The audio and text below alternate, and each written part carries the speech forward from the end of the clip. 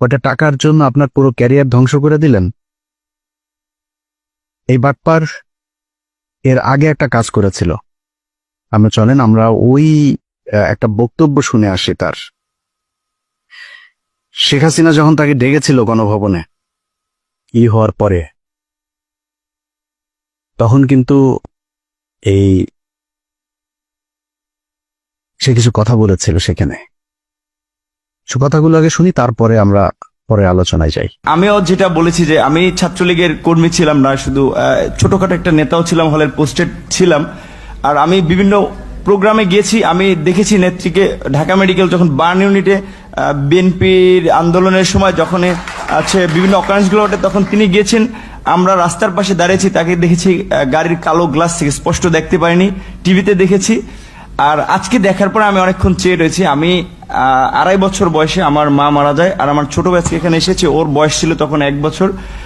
আমার মায়ের এটা আমি যতটুকু মনে করতে পারি, আমি সেটা খুঁজে পেয়েছিলাম আমার প্রাইমারির একজন শিক্ষিকার মধ্যে, আমি যেই প্রাইমারিতে পড়েছি।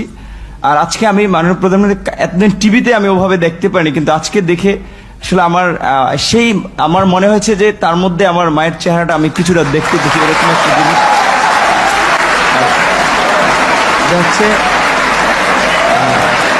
আর বঙ্গবন্ধুর কথা তো এটি আসলে তো শুধু আমরা না, সারা বিশ্বের মানুষ জানে।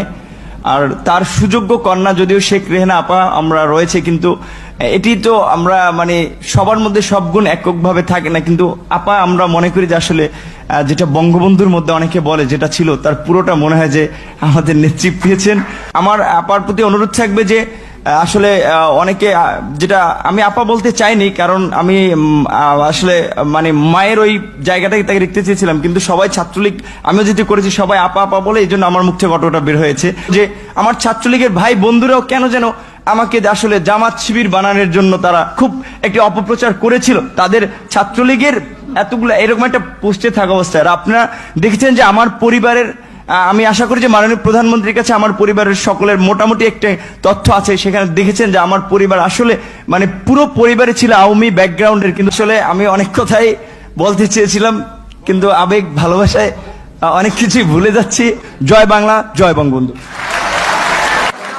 আর আমি প্রধানমন্ত্রীর অনেকটা প্রোটোকল, এই কারণে আমি অনেকটা আমার একটু ইচ্ছা ছিল যে বঙ্গবন্ধু শেখ মুজিবুর রহমানকে কখনো তো দেখিনি, তার কথা শুনেছি। আর তার গান, যেটি আমি ক্লাস 5-এ একটা গান খুব ভালো লেগেছিল, আমাদের স্কুলের মাঠে মুক্তিযোদ্ধা সংসদ সন্তান কমান্ডের আয়োজনে একটা প্রোগ্রাম ছিল, ওখানে এরকম একটা গান ছিল, যদি রাত পোহালে শোনা যেত বঙ্গবন্ধু মরেনি, তাহলে আমরা পেতাম জাতির পিতা বিশ্বপিত মহান নেতা, এরকম